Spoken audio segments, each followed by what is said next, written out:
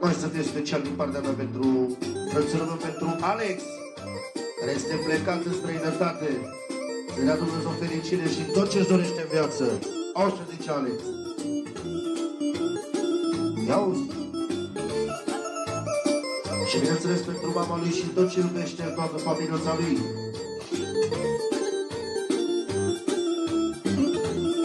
Ia-uzi, Alex. Mă gândesc la mama mea, doar la mama mea, și mă-mi curge lacrima, mă.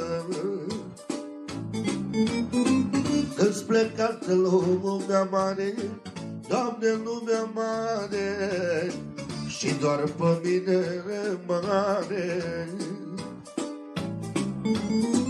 Parcă văd pe mama mea cum își șterge lacrima, cum își șterge lacrima cu colțul de la basma, mă. Mă gândesc la mama mea, Doamne, mama mea, cum așteaptă săraca. Haide, Alexe!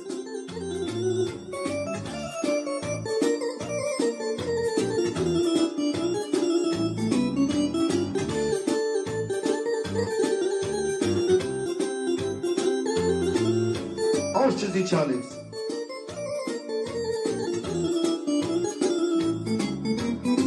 Se întâmplă să faci bani mulți, tu să faci bani mulți, dar de mamă să nu-i ții. Se întâmplă să faci bani mulți, tu să faci bani mulți, dar de mamă să nu-i ții.